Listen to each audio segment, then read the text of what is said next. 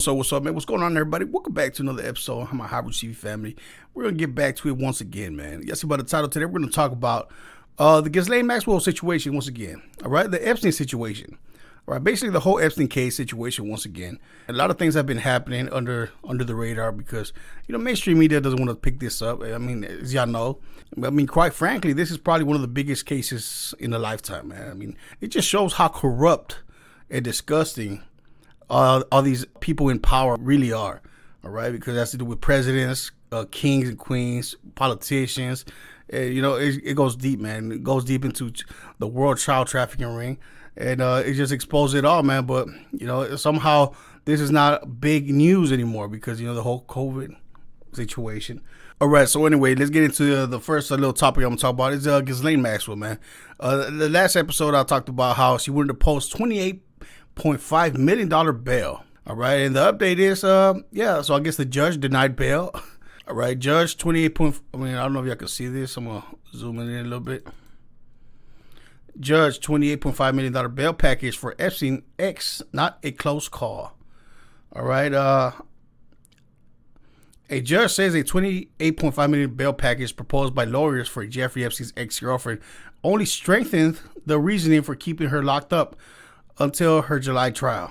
U.S. District Judge Allison Nathan made the observation in a written opinion explaining her reason for denying the bail earlier this week for Ghislaine Maxwell. The British socialite was arrested in July for alleging she recruited 3 teenage girls in 1990s for Epstein to sexually abuse. She pleaded not guilty, which is way more girls than this, man. I don't know where they got this information from, but the judge denied the bail in the July hearing.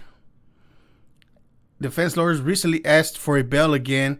They said the arguments were strengthened because Maxwell has pledged a $22.5 million in assets plus millions more from friends and family.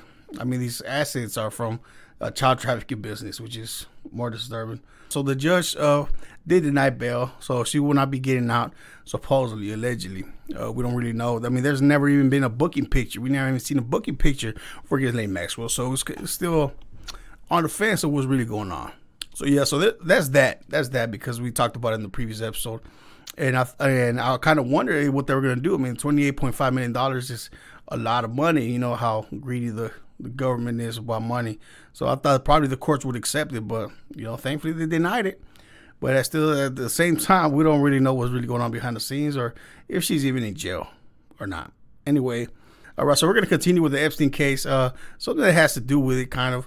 I mean, there's this lawyer called Linwood, all right? He ended up making some remarks about the whole Epstein situation. It wouldn't have got a lot of red flags except for the media just went on a frenzy trying to deny the case for some reason.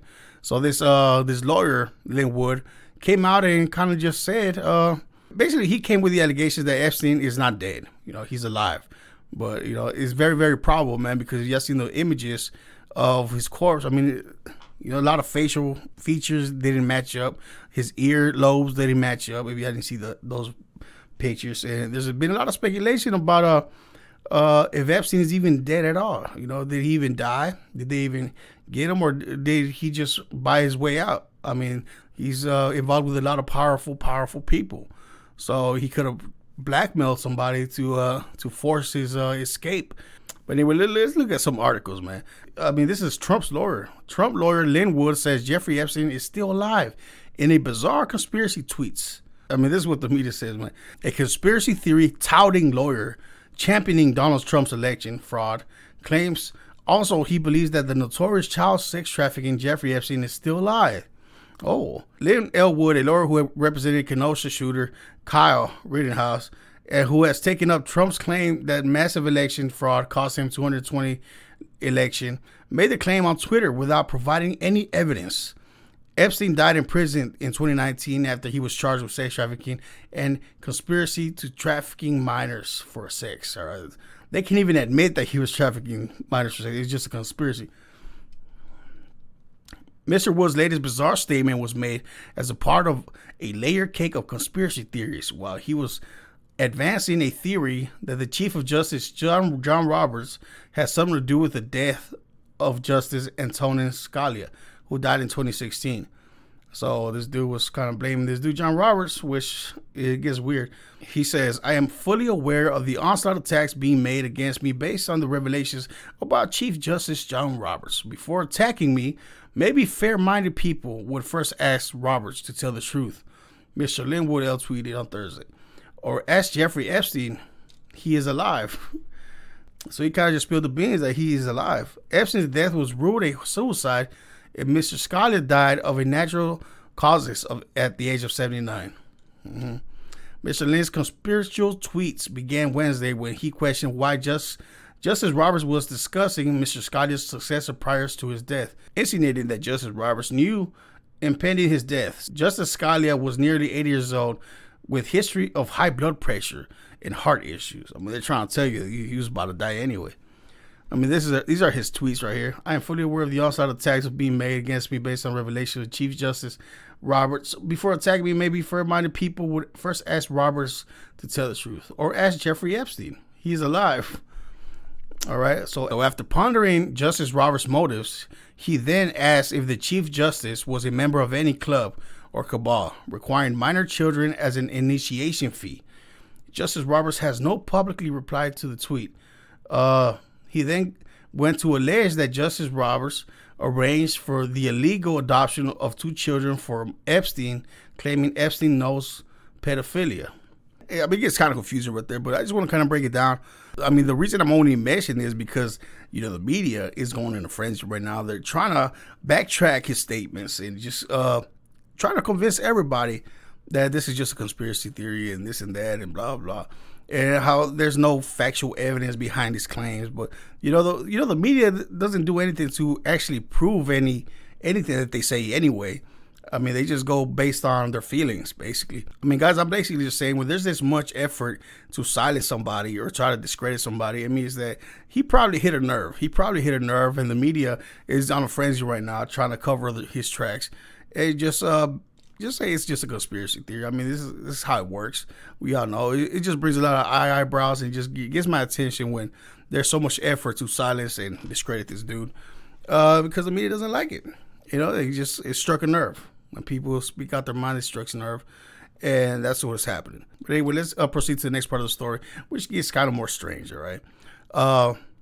Jeffrey Epstein's cellmate, all right? The cellmate that he was sharing, his last cellmate, he passed away. He recently passed away from coronavirus. It's just strange, huh? It's just strange. Now, what I found out is that this dude, the last cellmates, whoever, share a cell with Jeffrey Epstein, they probably talked a lot. And Jeffrey Epstein probably told them some things, and, this is what they were trying to figure out. But suddenly, one day before they found Jeffrey Epstein dead, they moved this cellmate out of his cell into another unit. And, what would you know? Months later, they found him dead. They say because he had coronavirus, which is sketchy. But let's read the article. It's just the sketchiness and the rabbit hole continues, man. I mean, it's just this case has involved a lot of deaths, a lot of mysterious deaths. Let's not forget Jeffrey Epstein's whole, his maids, the maid and the husband. They were Philippine, I believe, or they were Asian. I forgot where they're from the Philippines, I believe. They were found dead in mysterious circumstances. So, the maid that took care of, that probably seen a lot of things that happened inside Jeffrey Epstein's house. They were found dead in mysterious ways. So that's just on top of that. But now the last cellmate that was with Jeffrey Epstein, he was murdered. Maybe because he knew too much. Maybe he told him that he was going to be alive. I don't know. But let's read this article real quick, man. Article says, Jeffrey Epstein's last cellmate dies from coronavirus, reports say. All right, his name was Ephraim Reyes, reportedly was transferred from Epstein's cell the day before the financier's death. Just one day before that. Coincidence? Yeah, coincidence, huh? Let's read some more. Ephraim Reyes, 51, was found dead on November 27th inside his mother's apartment in New York City. All right, let's read a little bit more, man. Just sketchiness keeps going, man. Ephraim Reyes, 51, was found dead on November 27th inside his mother's apartment in New York City. Police confirmed to the New York Daily News Epstein liked to read a lot and kept to himself. He wasn't a problem starter or too loud. My uncle said he was a good cellmate, Reyes' niece, Angelique Lopez, told the newspaper. The Daily News reports Reyes was transferred to a private prison the day before Epstein hanged himself in August 9, 2019. And it was there that he contracted the coronavirus. Huh? Okay. Following Epstein's death, FBI agents questioned Reyes about what he had seen beforehand. They were asking how Epstein was when he was in the cell, if he seemed suicidal. Lopez said they were asking if he had any indication that he would do that. My uncle cooperated. I mean, come on, man, let's be honest. To me, it just seems they're trying to cover up any loose ends, man. They don't know what Epstein told this guy. I mean, maybe Epstein himself told him that he was gonna be, he was gonna fake his death probably, or something happened. I mean, we really don't know. The only person that really knows what Epstein told this dude was him. But it cost him his life, I believe. I mean, is it just conspiracy? It is really just this coincidence that they transferred him.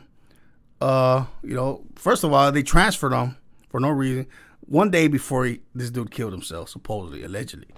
And then suddenly he contracted the virus in his new prison. I mean, isn't the prison supposed to be really tight and they're supposed to look out for this type of stuff? But on top of that, it's just weird. And then they found him dead inside his mother's house. Really? Yeah. So it's just, wouldn't if he had gone to the hospital if he was really feeling that sick? Or if he, you know what I'm saying? It's just sketchy, man. There's a lot of questions. And you know who's not answering or fucking even asking the questions? The media. No. They're worried about covering shit up instead of actually reporting the truth. I mean, at this point, the media is not even about reporting anything. It's just about covering things up. It's basically what it is. And covering people's things up and just calling everything a conspiracy and really just not really reporting anything anymore. They're more of just trying to brainwash people. Oh, this is false. Fact check this, fact check that. Instead of more of just looking into it.